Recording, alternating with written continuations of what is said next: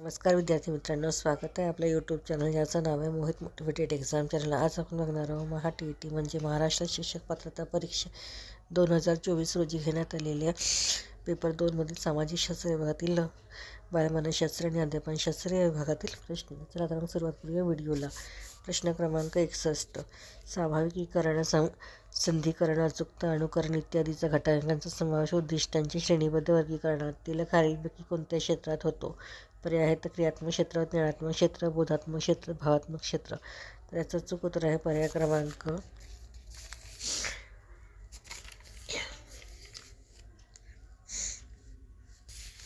1, क्रियात्मक क्षेत्र। त्यानंतर आहे प्रश्न क्रमांक 62, निकषात संदर्भी मूल्यमापन चाचणी ही क्षमतानिष्ठ चाचणी असते। खाली दिलेल्या विधानांमध्ये कोणते विधान निकष संदर्भीय कसोटीची वैशिष्ट्ये नाही? पर्याय आहेत या कसोटीचा मूळ हेतू अभ्यासक्रमाशी निगडीत कौशल्याचे किंवा क्षमतेचे मापन करणे हा असतो। ही कसोटी विशिष्ट विधेयतेसाठी किंवा अभ्यासक्रमासाठी तयार केलेली असते। ही कसोटी गटाच्या वर्तनाचे प्रतिनिधित्व न करता सर्वांचेच प्रतिनिधित्व करते। ही कसोटी अनुदेशनापूर्वी व नंतर देखील देता येते। याचा अचूक उत्तर असणार आहे पर्याय क्रमांक 3, ही कसोटी गटाच्या वर्तनाचे प्रतिनिधित्व न करता सर्वांचेच प्रतिनिधित्व करते। त्यानंतर आहे प्रश्न क्रमांक 63, अध्ययनकर्त्याला विवेकक्षेत्र पातळीपर्यंत पोहोचविण्यासाठी अपेक्षित रजा व त्याचे सध्याचे वर्तन यातील अंतर भरून काढणे आणि विद्यार्थ्यांना स्वतःचे मूल्यमापन करायला शिकविणे हे खालीलपैकी कोणत्या प्रकारचे साध्य होते?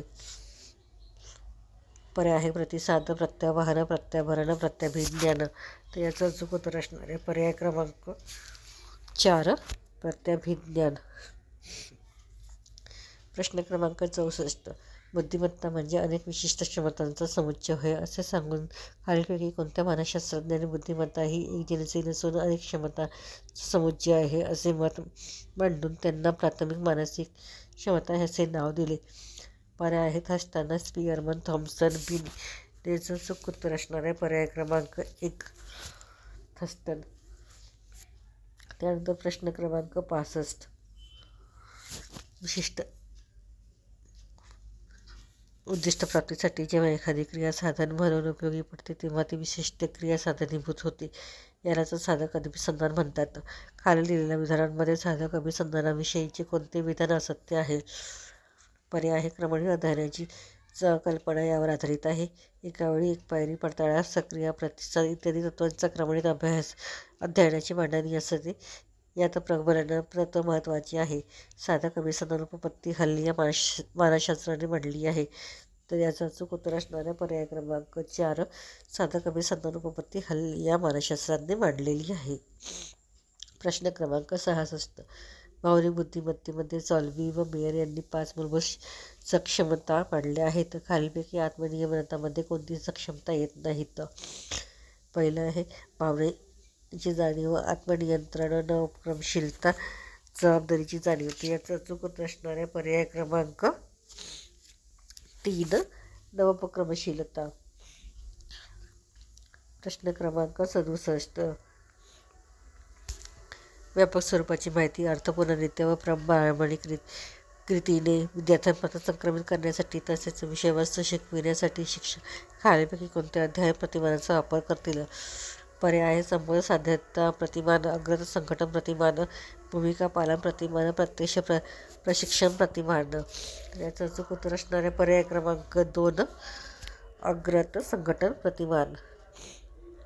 त्यानंतर हा प्रश्न क्रमांक 68, अंध विद्यार्थ्यांना अध्यापन करताना शिक्षकाने काही तत्त्वांचा अवलंब करणे आवश्यक आहे। या विद्यार्थ्यांना शिकवित असताना शिक्षक प्रत्यक्ष वस्तू हाताळायला, स्पर्श अनुभवायला देतात तसेच परिचित असलेल्या वस्तूच्या संदर्भात उदाहरणे देतात। यामध्ये कोणते तत्त्व साध्य होते? पहिलं एकात्मक अनुदेशन, मूर्तता, अधिकची चेतना, स्वअध्ययन। तर याचं अचूक उत्तर असणार आहे पर्याय क्रमांक 3, अधिकची चेतना।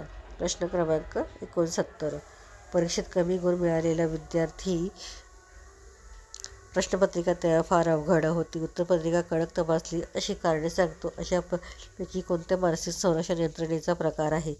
पर्याय आहेत प्रक्षेपण, कृतक समर्थन, विस्थापन, प्रतिपूर्ण. याचं अचूक उत्तर असणारा पर्याय क्रमांक 3 विस्थापन. प्रश्न क्रमांक 70. प्रशिक्षण परिस्थिती आणि परीक्षण परिस्थिती या दोघांमध्ये जर काही समान व एकसारखे घटक असतील तर अध्ययन संक्रमण होते. हे खालीलपैकी कोणत्या उपपत्तीमध्ये मांडलेले आहे? पर्याय आहे बॅगलीची संक्रमण उपपत्ती, जटची सामान्य उपपत्ती, थॉर्नडाईकची समान घटक उपपत्ती, शक्तिवादी उपपत्ती. तर याचा अचूक उत्तर असणारे पर्याय क्रमांक 3 थॉर्नडाईकची समान घटक उपपत्ती. व्हिडिओ आवडल्यास व्हिडिओला लाईक करा, शेअर करा, कॉमेंट्स करा, चॅनलला सबस्क्राईब करा. यानंतरचे प्रश्न आपण पुढील भागात बघणार आहोत.